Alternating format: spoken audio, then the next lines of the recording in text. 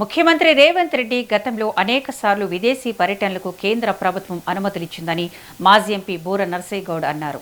అమెరికాలో కొందరిని రహస్యంగా కలుస్తున్నారనే నిఘా వర్గాల సమాచారం మేరకే అనుమతి ఇవ్వలేదని పేర్కొన్నారు. బీసీ పక్షపాత పార్టీగా చెప్పుకునే కాంగ్రెస్ బీసీ మహిళా మంత్రిని తప్పించే ప్రయత్నం చేస్తుందంటున్న మాజీ ఎంపీ బూర నర్సయ్యగౌడ్తో మా senior correspondent Ramakrishna face to face. ముఖ్యమంత్రి రేవంత్ రెడ్డి బీజేపీ రాష్ట్ర నేతలపై చేసిన వ్యాఖ్యలపై స్పందించేందుకు బీజేపీ మాజీ ఎంపీ అదేవిధంగా బీజేపీ రాష్ట్ర ఉపాధ్యక్షులు బుర్రా నరసయ్య మన మధ్య ఉన్నాడు. ఆయన అడిగారు, సార్ చెప్పండి, బీజేపీ రాష్ట్ర నేతలకి అవాస్తవాలు ప్రచారం చేస్తున్నారు. ముఖ్యమంత్రి రేవంత్ రెడ్డి ఏదైతే విదేశీ పర్యటన చేస్తారో దాని మీద అవాస్తవాలు ప్రచారం చేస్తున్నారు. అయితే వాళ్ళు మాట్లాడే హక్కు కూడా లేదు, వాళ్ళకి ఏం మాట్లాడాలని కూడా అర్థం లేదు. కాబట్టి వాళ్ళ గురించి నేను మాట్లాడడం వారి గురించి నేను పట్టించుకోలే అన్నట్టు ముఖ్యమంత్రి గారి పనితీరు ఎలా ఉందంటే, దురదృష్టవశాత్తు ముఖ్యమంత్రి పదవి అంటే ఒక రాజ్యాంగబద్ధమైనటువంటి పదవి. ముఖ్యమంత్రి పదవి అంటే 4 కోట్ల తెలంగాణ ప్రజల అభీష్టానికి సంకేతం. సీఎం అంటే చీఫ్ మినిస్టర్, నాట్ చిల్లర మినిస్టర్. దయచేసి ముఖ్యమంత్రి గారు అర్థం చేసుకోవాలి. ఏదో హవాలా ఆపరేటర్ లాగా దాక్కొని ఎవరికి తెలవకుండా ఎందుకు పోతున్నామో, ఎవరిని కలుద్దామో, ఎవరిని కలవాలనుకున్నామో జెండా కానీ లేకుండా పోవటం అనేది కేవలం ఆయన ఇంకా గతంలో ఉన్న వ్యక్తిగా భావిస్తున్నారు. చాలా దురదృష్టం. మరి ఇదే ముఖ్యమంత్రి గతంలో కూడా యుఎస్లో పోయారు, కేంద్రం అడ్డు చెప్పిందా?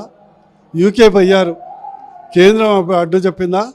కేంబ్రిడ్జ్లో పిహెచ్డి ఇచ్చారు. 3 రోజుల్లో పిహెచ్డి చేసినటువంటి ఘనత మన రేవంత్ రెడ్డి గారిదే. ఏదంటే అది ఆ సినిమా ఉంది కదా, ఏదైతే మన రజనీకాంత్ సినిమా, అట్లా పుస్తకం దిగుడగానే మొత్తం రైలు ఎక్కుద్ది. 3 రోజుల పిహెచ్డి. అందుకొరకు ఇప్పటికైనా సొల్లు రాజకీయాలు మానేసి ఈ హవాలా గుణాలు, చిల్లర గుణాలు మానేసి ఒక హుందాతనంతో ప్రవర్తించాలని బీజేపీ తరఫున వారికి ఎదుతో పలకటం జరుగుతుంది. విదేశీ పర్యటనకు సంబంధించి ఏదైతే ఉన్నావో ఏం దాచలేదు, అన్నీ రాశాము విదేశాంగ శాఖకి. అయితే విదేశాంగ శాఖ కానీ అదేవిధంగా కేంద్ర ప్రభుత్వం చెప్తున్నది ఏంటంటే రాజకీయ కోణంలో మాత్రమే చూసి రేవంత్ రెడ్డికి అనుమతి ఇవ్వలేదు. ఎందుకు రాజకీయ కోణం చూస్తున్నారా, లేక ప్రభుత్వ అధినేతగా మీరు రేవంత్ రెడ్డి? ఆయన పోవటము ఒక ముఖ్యమంత్రి హోదాలో పోతున్నాడు, ఓ పార్టీ రిప్రజెంటేటివ్గా పోవట్లేదు. ప్రధానంగా గుర్తుపెట్టుకోవాలి. 2, వారు ఉన్నటువంటి హోదాకు తగ్గటువంటి ప్రణాళిక ఉండాలి, ఎజెండా ఉండాలి. లేకుంటే నేను పోయి ఉసామా బిన్ లాడెన్ కలుస్తాను, లేకుంటే సయ్యద్ హఫీజ్ని కలుస్తాను, లేకుంటే హవాలా ఆపరేటర్ సోరస్తో కలుస్తాను అంటే బాగుంటుందా? ఎందుకు నాడుతోంది అనిపిస్తారు? మననే పెద్ద కథలు అవుతున్నాయి. అమెరికాలో మీ క్యాబినెట్లో ఒక మంత్రి హవాలా డబ్బులతో పట్టుబడ్డాడు, నానా కేంద్ర మంత్రులు కాళ్ళు పట్టుకుంటే బయటపడ్డాడు అని మర్చిపోయారు అప్పుడే. అందుకొరకే ఆరిపోయే దీపానికి వెలుగు అన్నట్లు విడివిడిగా రాహుల్ గాంధీ కంటే నేనే పెద్ద నాయకుడిని కావాలనే కళలతోని ఆయనకి స్పాట్ పెడతానికి చేస్తున్నట్టు ప్రక్రియలాగా కనిపిస్తుంది. కానీ ఇందులో తెలంగాణ రాష్ట్ర ప్రగతికి సంబంధించిన ఏ అంశం లేదని స్పష్టంగా అర్థమవుతుంది. అంటే ఆయన ముఖ్యమంత్రి పదవి కోసమే అది క్యాన్సిల్ చేసుకొని వచ్చారనుకుంటారా, లేకుంటే రాష్ట్రంలో జరుగుతున్న పరిణామాలు, కాంగ్రెస్ పరిణామాలు జరుగుతున్న దాని గురించి వెనక్కి వచ్చారనుకుంటారు?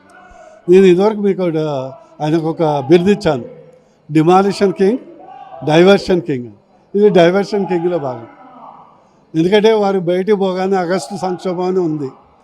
ఇప్పటికే చాలామంది ఓన్లీ మూటలు అన్నీ ఏది డబుల్ ట్యాక్స్ మూటలు ఏవైతున్నాయో అది వారం కాపాడుతుంది. ఎక్కడ అమెరికాకు పోతే ఇక్కడ ఉన్నది ఊడుతుంది, ఇక్కడ ఎమ్మెల్యేలు అందరూ అగ్గి మీద గుగ్గిలమై ఉన్నారు అనే ఒక భయంతో కూడా ఉన్నది. ఆ భయం కూడా ఉన్నది.